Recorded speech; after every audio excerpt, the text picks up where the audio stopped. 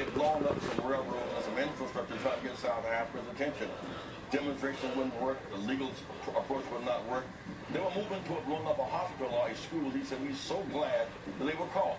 Because he would rather spend 20-something years in jail than have had the innocent blood on his hand. So that shows to me the soul of the man. And I want to get your thoughts as someone who has walked among civil rights giants, the Reverend Martin Luther King Jr., and of course Nelson Mandela. I think you last met with him in 2010. How aware were the two of them to each other's struggles and their roles in those struggles?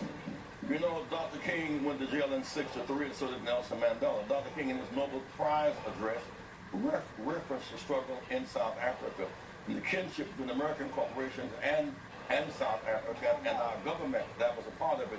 But also, the things that we did here enabled Mandela's freedom. For example, the 65 Voting Rights Act changed the course in this country. Blacks could vote for the first time in the South. White women could serve on juries. 18-year-olds could vote on campuses, could vote bilingually. And out of that came a struggle politically that enabled us to declare the sanctions on South Africa, led by Congressman Ron Dellums. And so it seems to me that our struggle and their struggle coincided very well.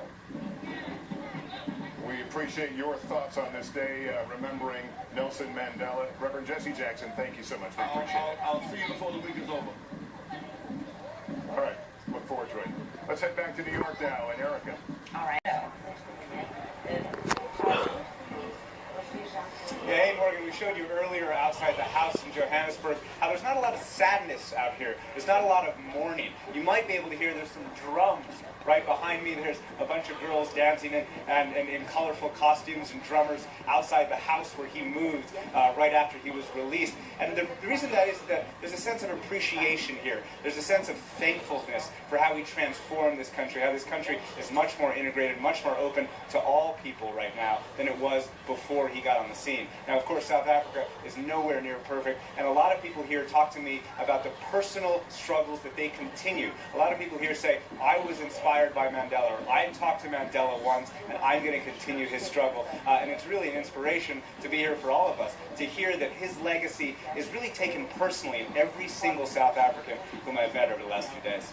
And Nick, on a personal note, how do you feel? I mean, we're watching all of these people packing the streets to pay tribute. And Soweto, it looks like you might be in Orlando West there. And Soweto's a pretty special place. I remember walking there a couple of years ago, and a little boy ran up to me and said, "Welcome to Orlando West." You know, how are you feeling? Are they welcoming you?